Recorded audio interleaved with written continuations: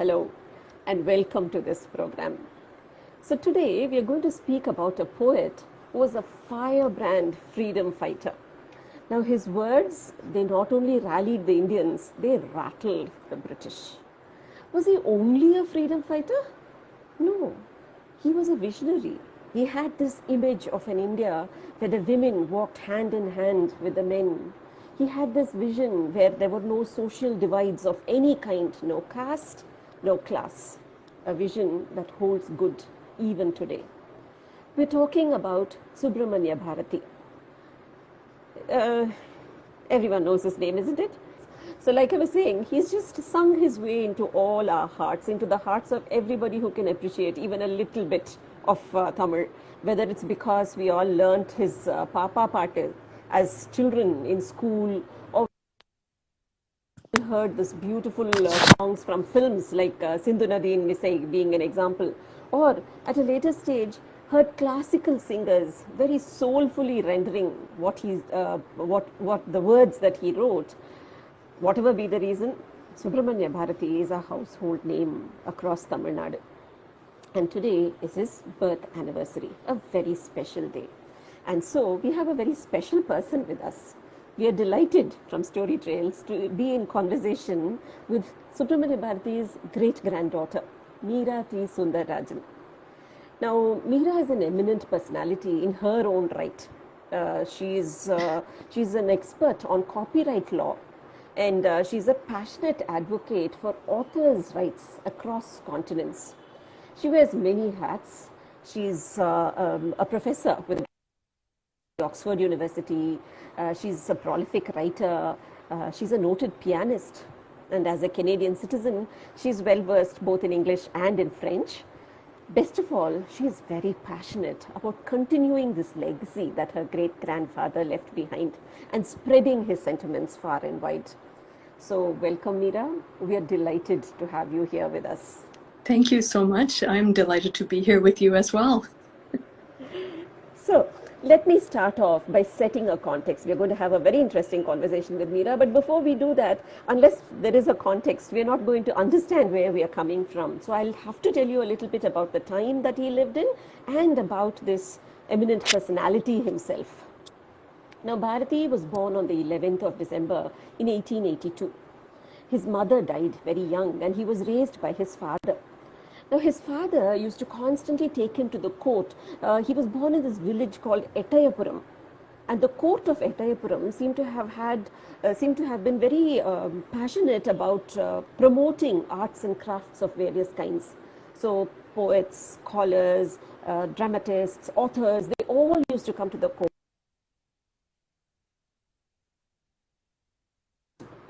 Very early exposure to such wonderful arts that lit that spark within him because it really took root and it blazed. Bharati is not his name. It was a title that was given to him by the king of Ettayapuram, the Raja of Ettayapuram, to recognize his abilities with words. So Bharati literally means the one blessed by Saraswati. He couldn't get a better name, don't you think? And as was the norm in those days, at a very young age, Bharati was only 15 when he got married to his even younger wife, the 7-year-old Chellama. Mira, I just can't help but ask you this.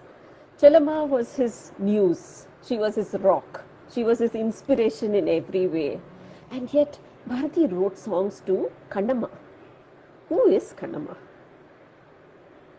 Well, that's a very interesting question. So, Kanama, we know Bharati was a great devotee of Kannan, and he wrote one of his most famous poem cycles about Kannan called Kannan Paatu.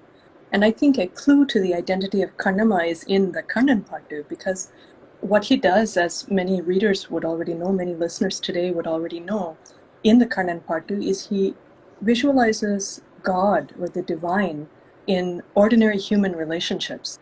So the God as the mother, God as the servant, God as the friend, as the beloved. And when he talks about the beloved in Kannan Paatu, then he talks about Kannama. And I think that's an important clue. So for him, Kannama is the divine female or the divine feminine. And he talks about her in so many contexts, including many very passionate poems, poems that are divine poems that are about divine love. There is some confusion about Karnama and Chellama, and that's actually not the fault of today's readers, but it goes back in the history because Bharati did write about Karnama, but he also wrote poems about Chellama. And in those poems, he named Chellama his wife.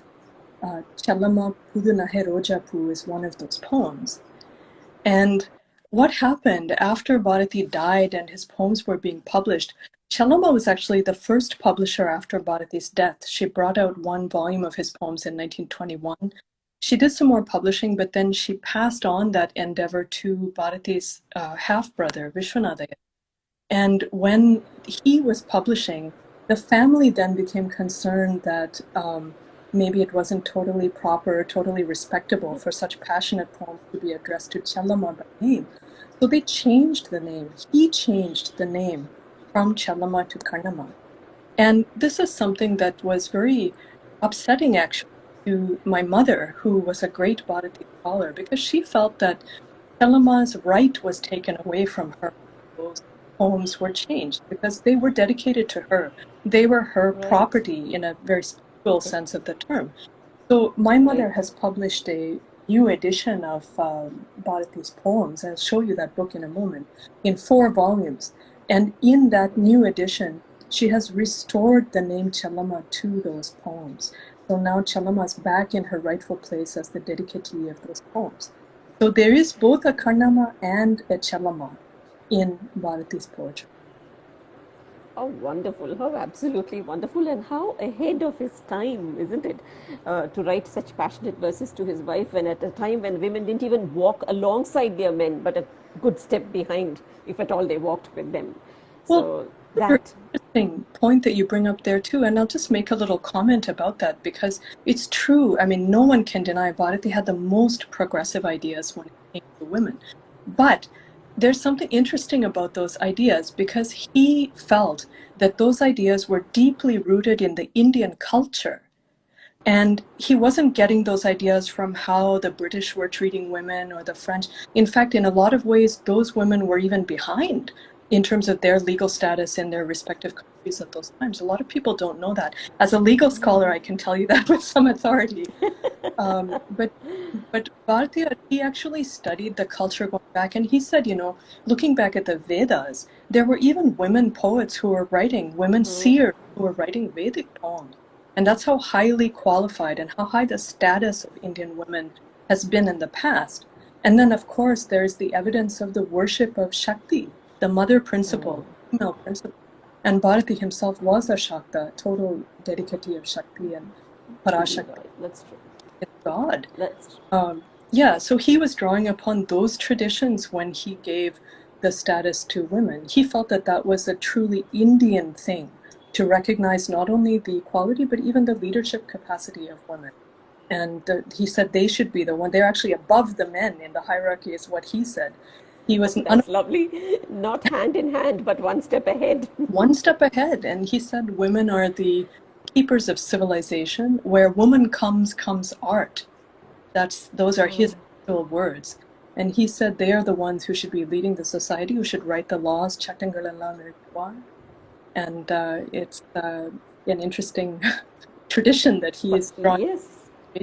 And of course, sorry, just to go back to your point there about the passionate nature of his poems, there's a long tradition in Tamil poetry as well of passionate dedication to the female principle, where they talk in a very open way about all of these aspects of life. And so Bharati was firmly backed up by his literary predecessors when he ventured into these poems.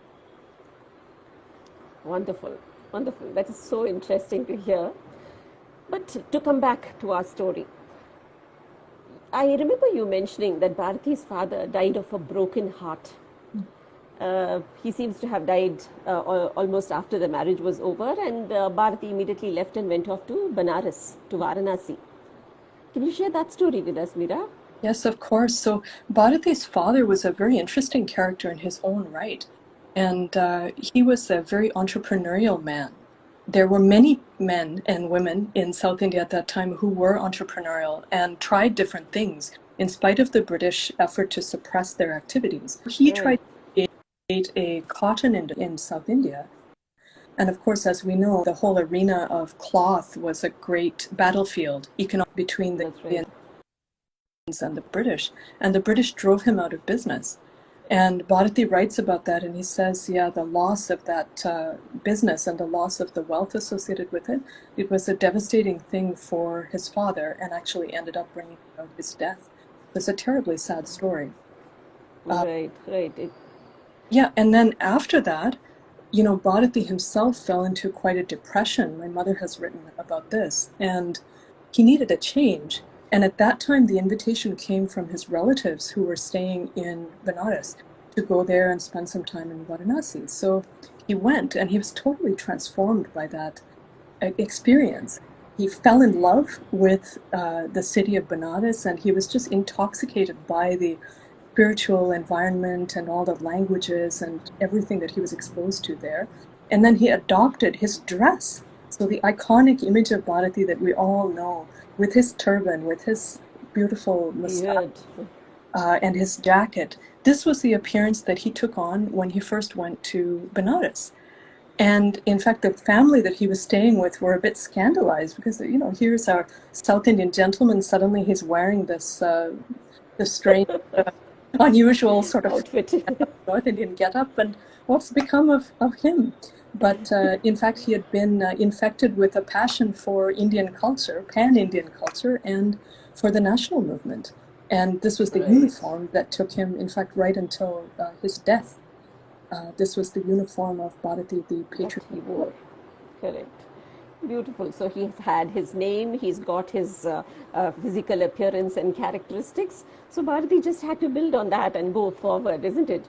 When Yes. he came back to the south, he was a little lost with regard to jobs. He tried his hand at various things, including teaching a bunch of school children. But around 1904, this interest in journalism seems to have bitten him, and he took up his job as a sub-editor for a Tamil journal called Swadeshamitran. And this was the time when the freedom movement was picking up momentum. It was impacting people's lives, and journalism was a very important tool for the Indian National Congress. So Bharati was by now an ardent supporter of the freedom movement, and he found himself writing passionately about issues that were close to the hearts of the Indians, issues that worried them, that needed, that had to be pushed and rallied into. And Bharati did that very, very well. So he started writing and publishing in many papers across South India, and they were all happy to print what he had written because he wrote so well. Everything was grist to his mill at that point in time. He wrote about so many things. He wrote hymns to gods and goddesses. He wrote nationalistic pieces and articles inciting people against the British, uniting the people. He wrote about women's emancipation. He wrote about nature.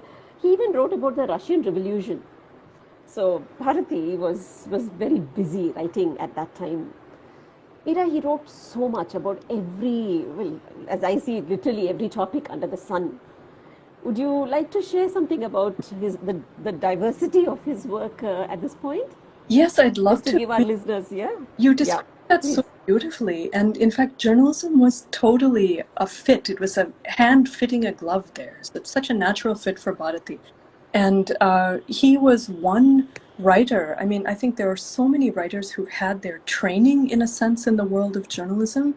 I mean, even here in the West, if you look at, Ernest Hemingway, he was working for the Toronto Star. Morley Callahan, great Canadian writer, got his training as a journalist. I mean, the numbers are just countless. And so Bharati was in that very fine training ground, proven training ground for excellent writers. And he was such a free spirit, as you explained. He was curious about every subject under the sun, which I think is really the hallmark of an outstanding intellectual. There was nothing that he wasn't, nothing he couldn't understand and develop an opinion about. He was a very opinionated young man. And so he wrote journalism, he wrote letters, and he did it both in Tamil and in English extensively throughout all the publications in South India. There's no topic that he didn't cover. In fact, I can even say about the national movement and so on, he wrote about all of the personalities. He knew them all through his activities as part of the Congress Party. He was actually part of the extremist wing. And so he traveled to the meetings and so on and wrote poems as well as articles about all of the figures that he met. Tilak, Gokhale, eventually about Gandhi as well. So it's nothing that he didn't cover. And he also enjoyed functioning in multiple languages. He was a true polyglot. So he wrote not only in Tamil, but extensively in English, in Sanskrit. He knew Hindi and French as well. In French, it's very interesting because when he eventually went to Pondicherry to live, as you were about to narrate, he adopted the French revolutionary motto for his magazine. So the motto, Liberté, Égalité, Fraternité, was the motto that he took for his own magazine, Liberty, Equality, Brotherhood. Nothing could have been more fitting for Bharati than that particular motto. True, true. So you have written a book about him very recently. Yes, Would I you have. like to share it to our Yes, viewers? Yes. I'd love to show it to you because it has this beautiful cover, which is showing the parrots as a symbol of Indian culture, as well as the, Bharati wrote a lot about birds, including not only the quail partu, but also the cockeye parliament. He imagines the crows sitting in a parliament like in Westminster discussing the future of the country and so on. So it's a good symbol for the book. And what this book is actually a new edition of just what I've been talking about, Bharatiyar's original writings in the English language.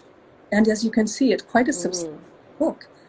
He wrote a lot in English, and in this we have collected, as far as possible, everything major that he wrote in English. So pieces about the national movement, a wonderful piece and very disturbing piece where he talks in detail about the activities of the British in South India and in Madras province, which was so central to holding on to their power, their government in India. He gives an eyewitness account of all that they did to maneuver things in their favor, and does not make for a very pretty reading. It is brutal story. Hard-hitting. Exactly. And how, what's most disturbing about it, not only the violence that they used, but the measures that they used to suppress free speech.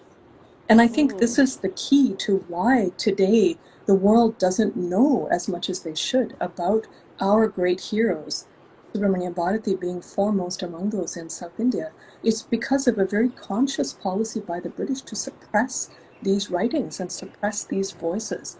And so the mission of this book is to fight that post-colonial legacy and to say, no, the voices of our culture, the leaders, they must be allowed to come out now, and whatever they said must be heard by everyone around the world so that they can know how far ahead of their time these people were, and frankly, how great the culture is that they represent. Truly.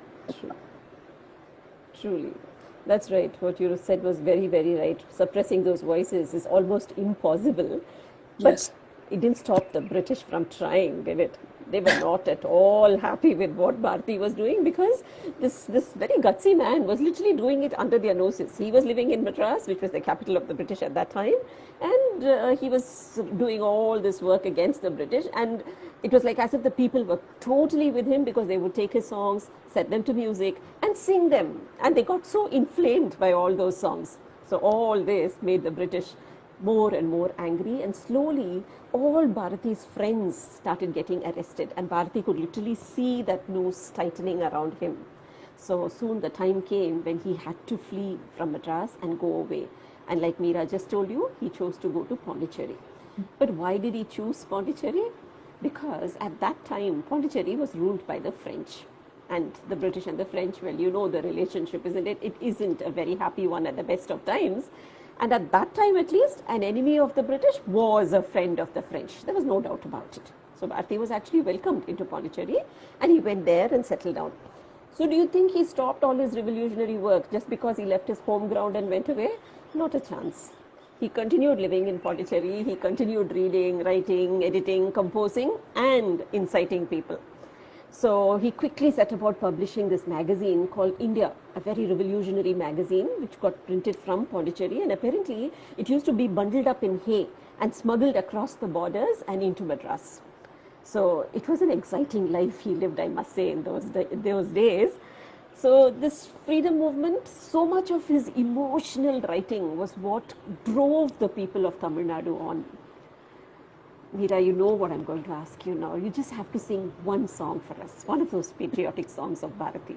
Well, I'm going to do something better, I think, than singing it for you. I'm actually going to play you a little recording here, which is going to be of Bharati's family. So a whole group of people is going Oh, to be even heard in better. this recording, including Lovely. his granddaughter and grandson, and a number of other people as well. So let me just, I hope our techniques are going to allow us to do this, but I think that they Yeah, will. Okay, we'll I'll pray. play a few moments. You Yes, signal to me when you'd like me to stop. Okay, sure. all right.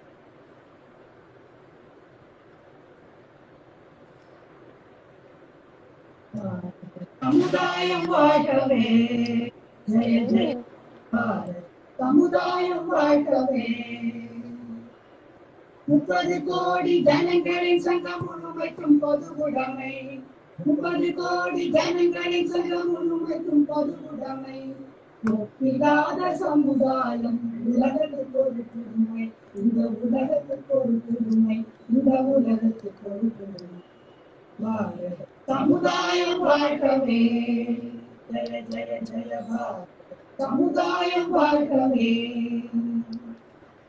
மனிதர் உணவை மனிதர் பறிக்கும் வழக்கம் உண்டோ மனிதர் உணவை மனிதர் பறிக்கும் வழக்கம் உண்டோ மனிதர் லோக மனிதர் பார்க்கும் வாழ்க்கையில் உண்டோ உலகில் வாழ்க்கையில் உண்டோ நம்மிலக வாழ்க்கையில் உண்டோ Wow. Mira, that's what's called a goosebumps racing moment, really. Imagine his own family singing the song he composed and which all of South India sings now. Awesome. Awesome. Yes, Such a pity that the British. something there as well, if I may, because I think it's not so well known, to my own surprise actually, that Mahakavi Bharati was a very talented musician and composer as well as being a poet. And so for most of his songs, he sang them himself. And there's a way of singing that he developed for his own songs. And what he did, he founded an oral tradition in the family where as soon as he composed a song, he would go and teach it to his wife, Chalama, and to his 2 daughters. So he had Tangamar, my grandmother, was the elder daughter. Shakuntala was the younger daughter. She was still very young even when her father died. But all 3 of them learned the songs. And then Chalama and Tangamar, I know from my personal knowledge, were very, very good singers. They taught their grandchildren, and then we have learned. So I have learned to sing from my mother a number of the songs. But these are Bharati's own way of singing the songs. So it's different mostly. Some of them are similar, but I think most of them are different than what you hear Carnatic musicians or, of course, film songs singing. Sometimes they take the same raga and recompose it. But I love Bharati's original compositions, and my mother loved them too. We feel that his talent shows in a special way through the way he deals with melodies and rhythms and so on. It's very beautiful. It's scintillating. And so my Can we mother hear a piece? well, we just heard one example. Oh, that's the one. Oh, okay, okay. Play one more. I have one more for you just ready here as well. It's a little bit of change of pace, though. It's not a national song. It is a Kanama song. And here's another example of the style of singing in the family, inherited from Bharatiyar himself. This is called Chiptumuri Shudartan. It's also been done as a people will recognize the word.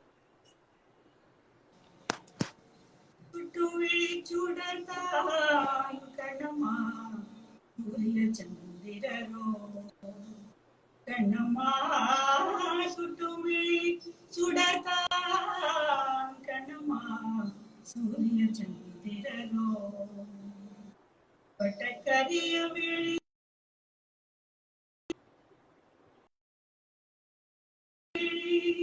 Kannamma பட்டக்கரிய விழி கண்ணம்மா வான கருமை கொலோ பட்டு கருநீல புடவை Kannamma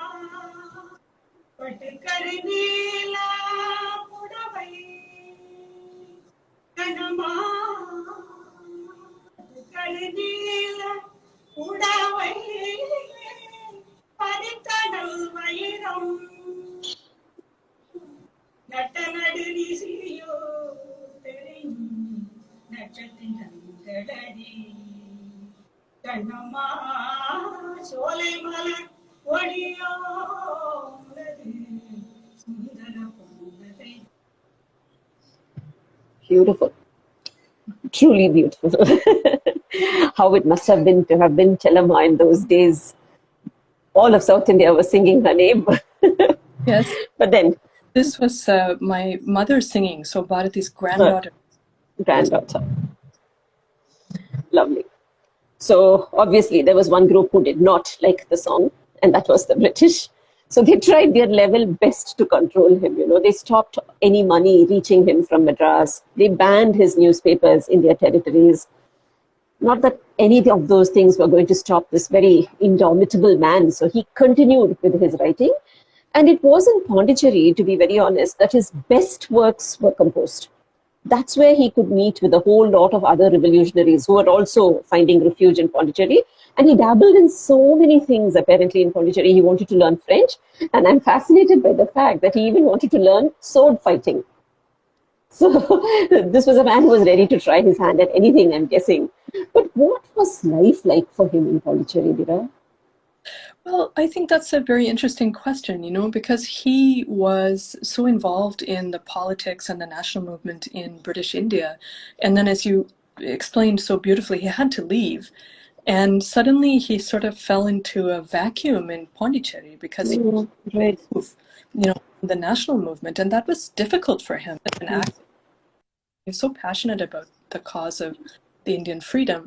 But at the same time, he got something invaluable in Pondicherry, you know, with the benefit of historical hindsight. He got time to write. And I think that was even, you know, just as important as the fact that he made friends with other nationalists and so on. He had a lot of time on his hands. And I think it's to his credit that he was able to use that time so creatively, not worry about the hardships that he was going through, not let that take over completely. He remained a creative man, totally connected to the source of poetry. And for that, he wrote a number of masterpieces while he was in Pondicherry.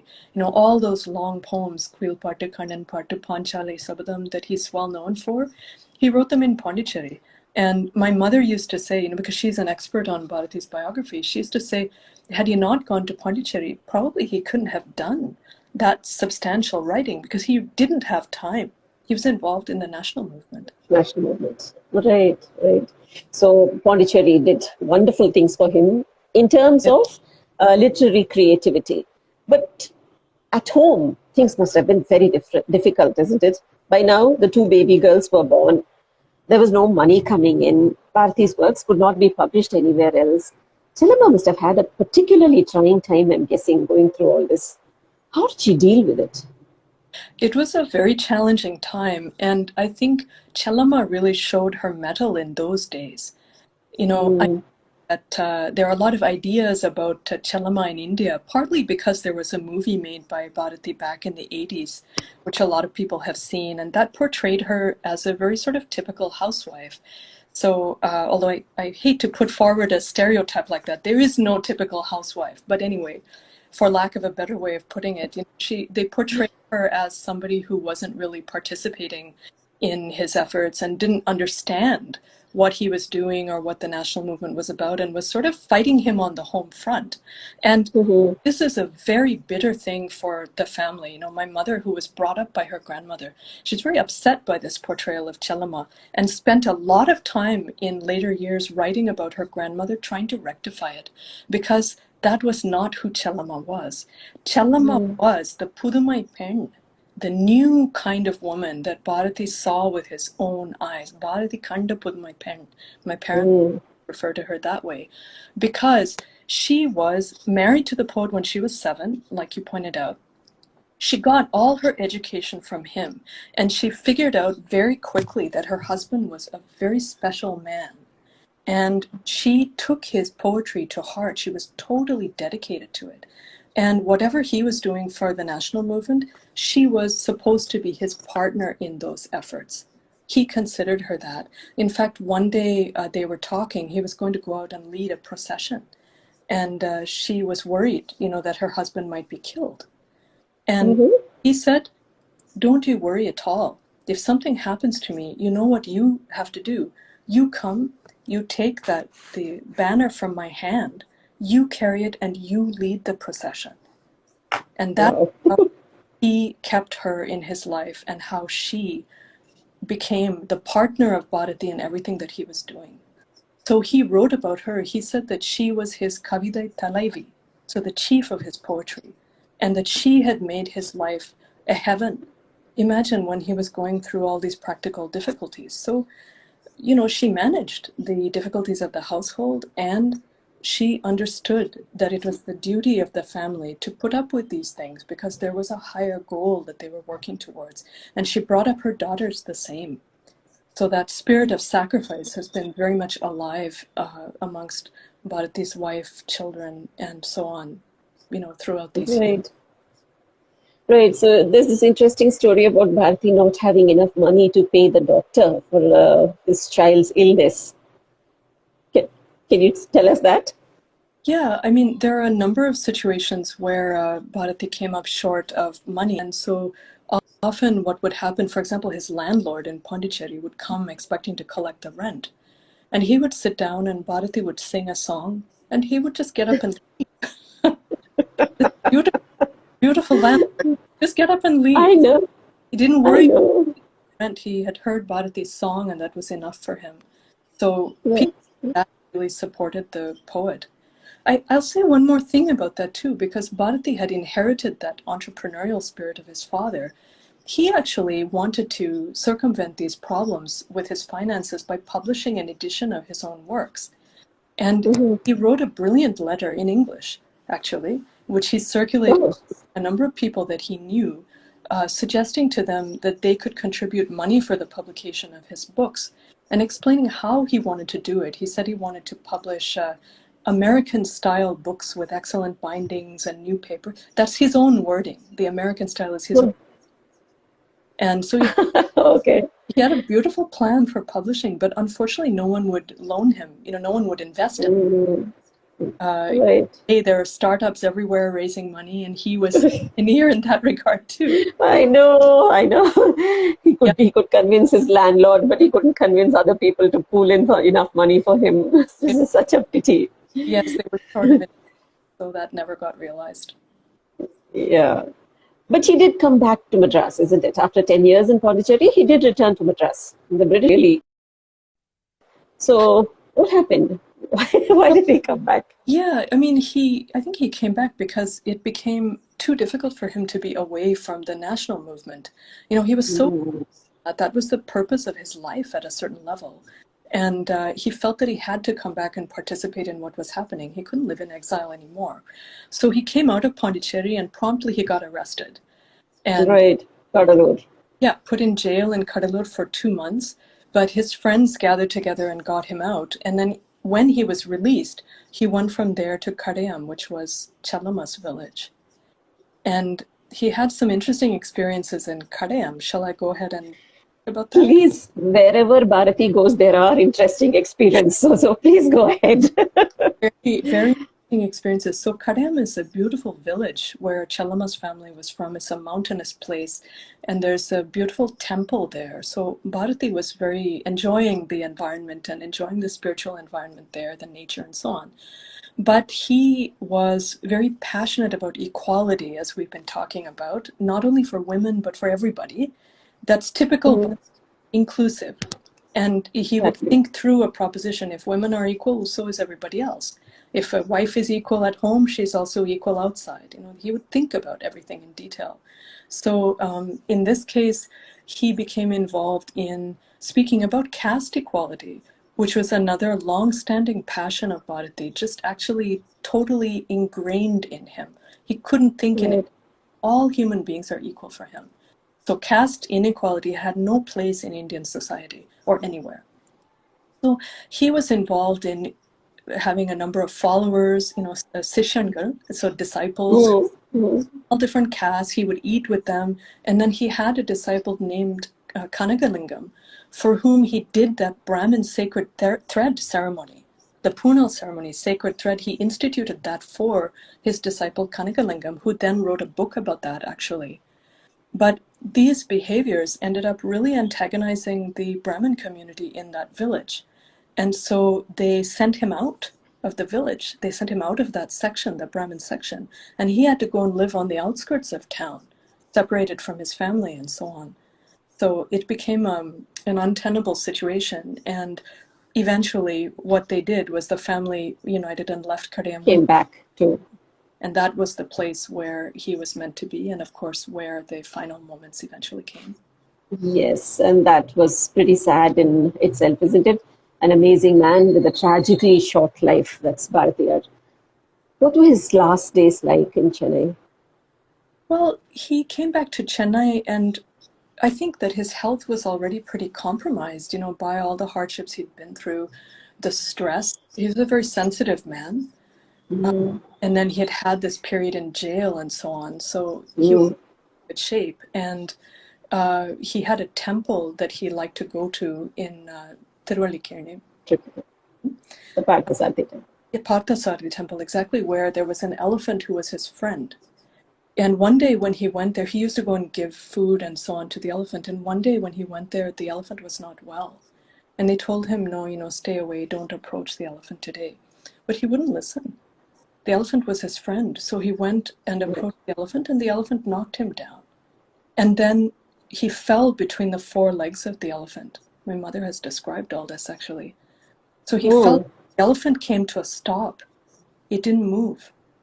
And his friend came and retrieved him from between the feet of the elephant and took him back home. And a few days after that incident, he actually died. So I know the common story is that the accident with the elephant caused his death.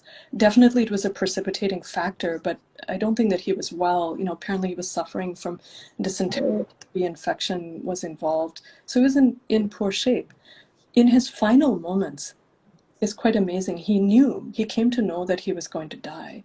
And so what he did, he got up from his sick bed and he dressed fully, put on his jacket, his turban, everything, lay down, and then passed away.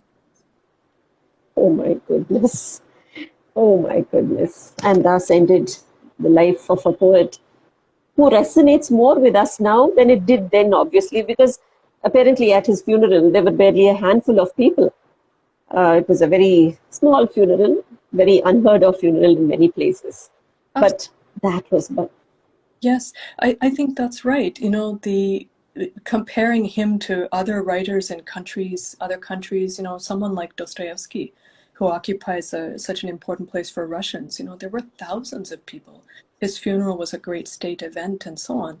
But this was not the situation in India in Bharati's time in South India. So there were a few people at the funeral. And then I would just say that as a poet, his physical incarnation ended then. Because we have to have some spiritual belief. Otherwise, how can we go on, and face these things? It's simply too painful. But his words are alive and well. In fact, the interest people, as you said, more than ever before, 100 years after his physical body is no more. So in that sense, he's alive. He's traveling all over the world now. His words. True. His ideas are influencing people, Indians, Tamilians, people of all countries, cultures, races, religions are finding out about him. So my hope is his immortality is only starting. We've seen the first century. There should be another 100 years. The whole world is going to know about Bharati. And for us, as people of Tamil origin, it's going to be a matter of great pride when people learn about through him. It's going to be... That's a big, big legacy that you're carrying, Mira. And since you're writing so much about him and talking so much about him and singing so much about him, I'm sure you're doing a great job of keeping his memory alive. But before we close, can we have one song from you, please? I'm sorry, I'm actually going to have to refuse that request because I've not been well the past day, and I can't do justice to Bharati's songs with the throat. Please, bad throat. But okay, no. That just means that you'll be kind enough to invite me on another day, and I can share it with you then. I'll be a delighted. song with you. We will definitely take you up on that promise. But that is Bharati for you all, for all those who have been hearing. So, what was his greatest achievement? Probably it was bringing that spirit of in a language that was so simple that even the communist man could understand and participate in what India itself was going through in those days. And the fact that he was successful is measured by the idea that till today, like Mira rightly said, Bharati resonates with every one of us. Even today, his songs stir that something inside you that make you stand up a little straighter and take a little more pride in this country that is ours. And it's so wonderful that 4 generations later, Mira is the ambassador of this very rich tradition. So, Mira, it was a complete pleasure talking to you. And all of us at Storytrails, we wish you great success in propagating Bharati's ideals. Keep singing. We'll meet you again definitely and have more programs with you. Thank you so much for being a part of this program today. Thank you so much. And I'll say one word, if I may. We often talk about Bharati as Mahakavi. And I think that your words point towards understanding why we call him Mahakavi. Because what he did in his poetry and in all of his writings is he brought dignity to the life of ordinary Indians and ultimately ordinary people, whether or anywhere in the world. So he gave a voice to people who didn't have a voice. And that's why I have seen people falling at the feet of his descendants. That's why we venerate someone like Bharati, because he lifted us up. And it's something truly extraordinary. Truly. Thank you so much, Mira. Been such a pleasure having you here. For me too.